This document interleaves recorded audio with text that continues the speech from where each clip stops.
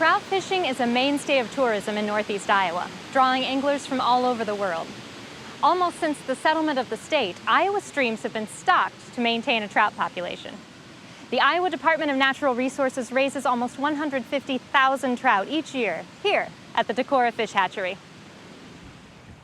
Rural and urban developments over the last 2 centuries have put pressure on trout populations. In addition to stocking programs, collaborations between farmers and government have been improving water quality in Iowa's trout streams, allowing more than fish to reap the benefits.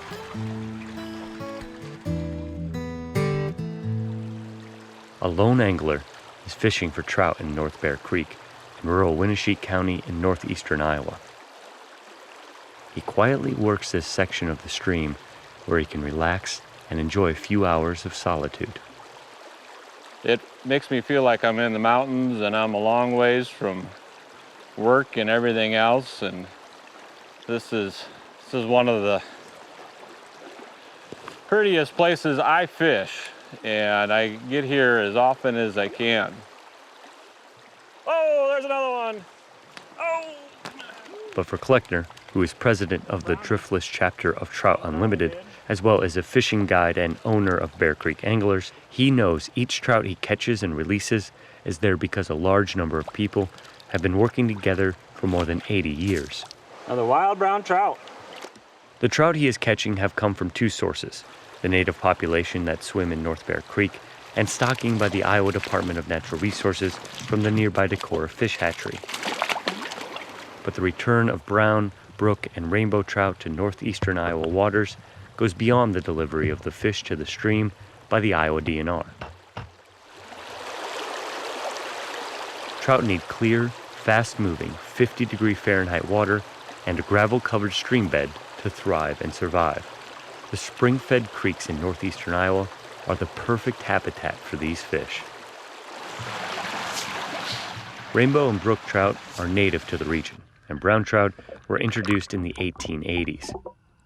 As farming and industrialization grew, trout numbers began to decline, and in the 1930s, work began to help bring back dwindling populations.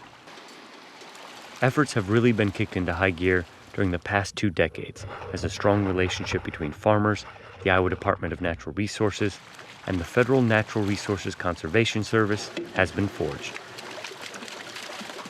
My experience with farmers has been that most farmers want to do the right thing. They want to do what is correct for the resource and correct for the stream that flows through their property. Now, sometimes they aren't able to do the right thing because of economic or social issues that come into play. And then there is that small percentage that doesn't care about doing the right thing. And unfortunately, when you're talking about trout streams that have very small watersheds, just 1 or 2 really bad fields of high erosion can have a big impact on that small stream.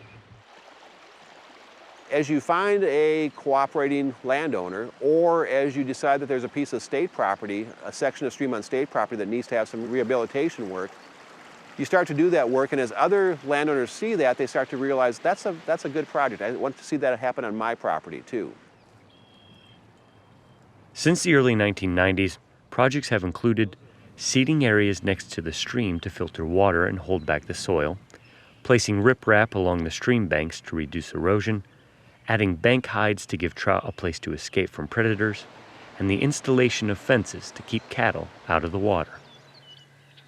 Private contractors do much of the work, but there are some projects that only happen because of volunteer labor and donated materials.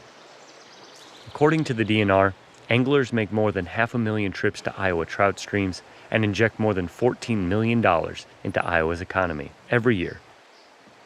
Efforts by landowners, volunteers, and government agencies have helped clean up the water and keep gravel stream beds clear of silt, allowing trout to lay their eggs.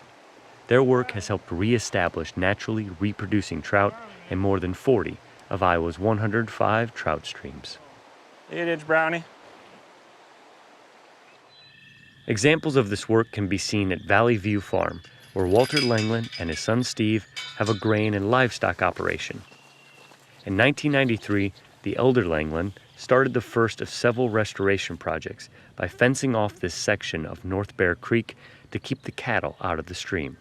It makes me feel good that someone else can enjoy fishing along a stream that has good access to it. Some of Langland's other projects include stream bank restoration, bank hides, and the creation of a parking area for anglers. Well, this is the Century Farm. I don't know who is going to carry on it after my wife and I and son are gone, but we need to care for the land for future generations. Not far away, Jason Howe runs Howland Hills Farm in rural Alameda County. Howe sought help from the DNR more than a decade ago to help restore the land along his section of Patterson Creek near Waukon. I was kind of tired of seeing all that good topsoil washed away, and so I had went to them and asked about it, and I think around the same time is when I was wanting to get the trout, to see if I could get the trout to start reproducing, wondering what that would take, and spoke with the DNR about that. And most years I'll do one or two of the worst banks, I guess, to kind of keep them from eroding away, and it's been working out pretty good. Howe spent his summer days on the creek when he was younger, and his children are continuing the tradition of fishing, swimming, and playing in the water. For Kleckner, just catching the trout tells him things are improving, as more soil remains in nearby farm fields and out of the stream. Having a pretty stream with nice rocky banks and all that sort of thing is important, and that's nice.